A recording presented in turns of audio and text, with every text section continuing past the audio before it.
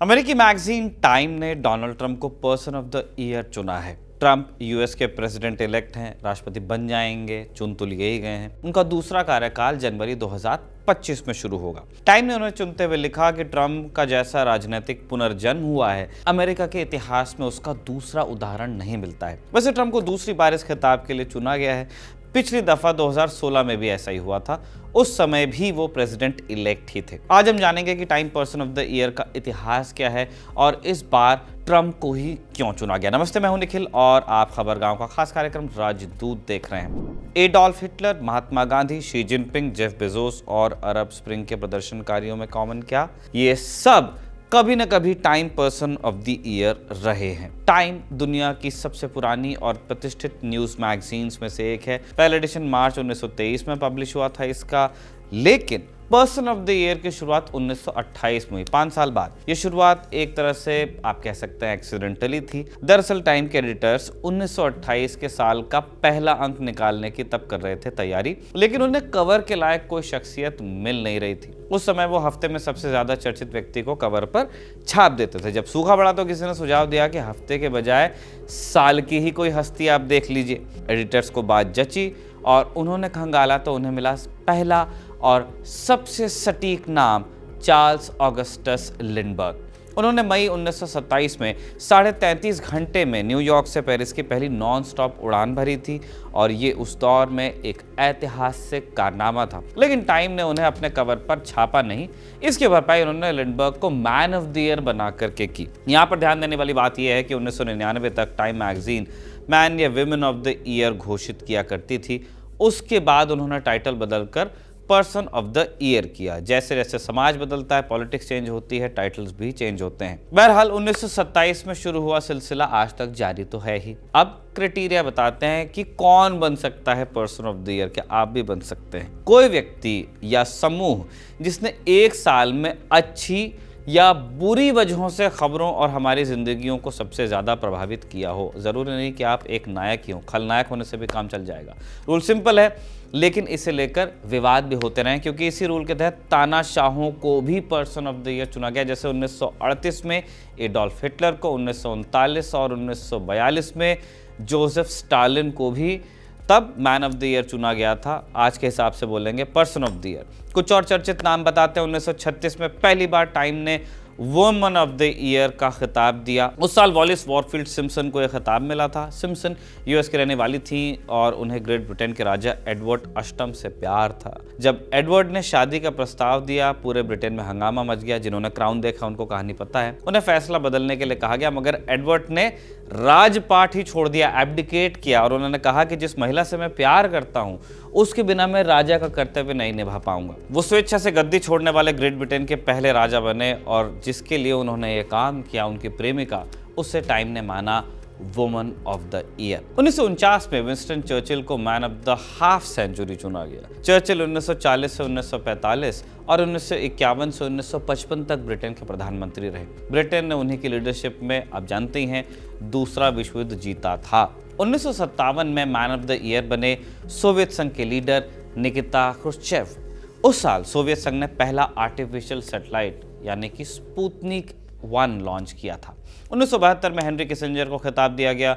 वो उस समय अमेरिका के राष्ट्रीय सुरक्षा सलाहकार हुआ करते थे, एनएसए। उन्होंने चीन के साथ डिप्लोमेटिक संबंधों का तब दरवाजा खोला था। 1974 में सऊदी अरब के तत्कालीन राजा किंग फैसल को मैन ऑफ द ईयर चुना गया, ऑयल क्राइसिस की वजह से। 1982 में टाइम ने किसी व्यक्ति के बजाय मशीन ऑफ द ईयर चुना और वो मशीन थी कंप्यूटर। 1993 में 4 लोगों को मैन ऑफ द ईयर का खिताब मिला।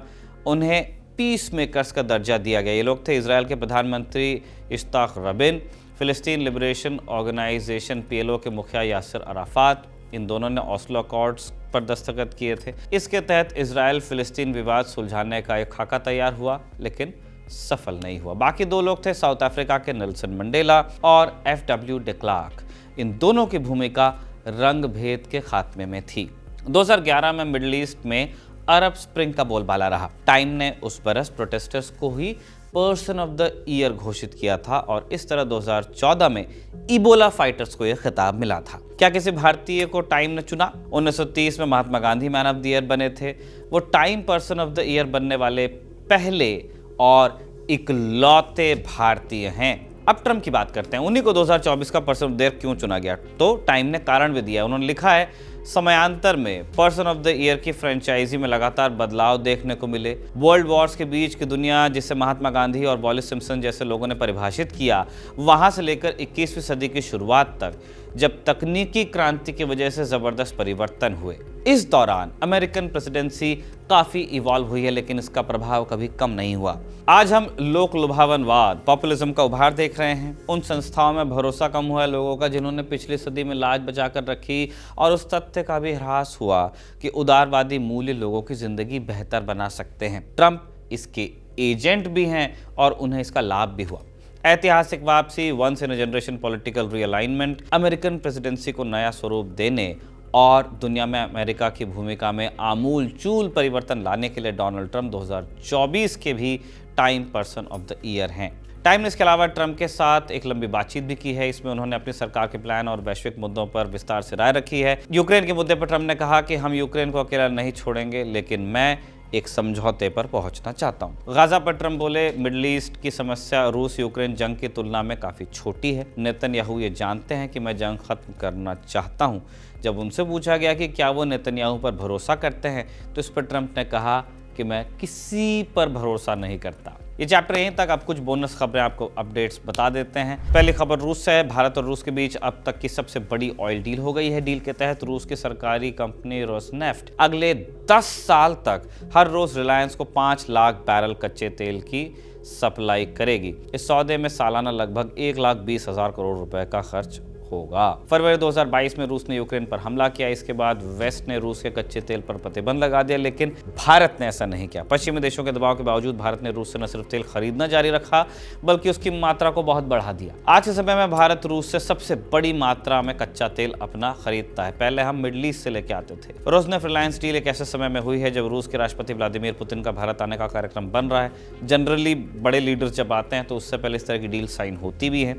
2025 की शुरुआत में भारत आ सकते हैं। ये दिसंबर 2021 के बाद उनका पहला भारत दौरा होगा। बड़ी देर से आ रहे हैं। दूसरी खबर भारत के पड़ोसी देश म्यांमार से है। वहां के सिविल वॉर में बड़ा मोड़ आ गया है। विद्रोही गुट अराकान आर्मी ने बांग्लादेश से लगी सीमा पर कब्जा कर लिया है। म्यांमार और बांग्लादेश के बीच 271 किलोमीटर की सीमा है। अब ये पूरी तरह से अराकान आर्मी के नियंत्रण में है। ये फरवरी 2021 के बाद मिलिट्री सरकार को लगा सबसे बड़ा झटका है। कई एक्सपर्ट्स अब मान रहे हैं कि अगर यही रफ्तार जारी रही तो राजधानी नेपिडो बहुत दूर नहीं है। अराकान आर्मी की स्थापना 2009 में हुई थी। इस गुट के लोग बौद्ध धर्म की थेरवाद शाखा को मानते हैं और इसका बेस रखाइन स्टेट में है। रखाइन म्यांमार के पश्चिम में बसा है और यहीं पर बड़ी संख्या में रोहिंग्या मुस्लिम भी रहते थे। 2017 में फौज ने उनके खिलाफ हिंसक कैंपेन चलाया, जिसके चलते लाखों रोहिंग्या को म्यांमार छोड़कर भागना पड़ा। अराकान आर्मी भी रोहिंग्या मुस्लिमों को खिलाफ ही रही है। उसने कई इलाकों से रोहिंग्या लोगों को निकाला है। अराकान आर्मी का असली मकसद अपने लिए स्वायत्तता हासिल करना है और इसीलिए वो मिलिट्री हुंटा को हटाने पर जोर देंगे। ये दावा करना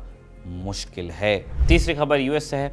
अमेरिका के प्रेसिडेंट इलेक्ट डोनाल्ड ट्रंप ने अपने शपथ ग्रहण समारोह के लिए चीन के राष्ट्रपति शी जिनपिंग को भी न्योता भेजा है। जिनपिंग ने अभी तक न्योता स्वीकार नहीं किया है। जानकारों का मानना है कि जिनपिंग और ट्रंप के बीच जैसे रिश्ते रहे हैं, उनके अमेरिका जाने की संभावना कम ही है, लेकिन ये निमंत्रण अपने आप में ऐतिहासिक है। अमेरिकी विदेश मंत्रालय के मुताबिक 1874 के बाद से कोई विदेशी राष्ट्राध्यक्ष अमेरिकी राष्ट्रपति के शपथ ग्रहण में शामिल नहीं हुआ। उससे पहले का रिकॉर्ड है नहीं। खैर, आज का राजदूत यहीं तक के। आपको एपिसोड कैसा लगा हमें कमेंट बॉक्स में ज़रूर बताइएगा। साथ ही खबरगांव को लाइक, शेयर और सब्सक्राइब करते रहिए। आज का राजदूत आपके लिए तैयार किया था अभिषेक ने और इसे रिकॉर्ड किया था निवेदिता ने। आप देखते रहिए खबरगांव।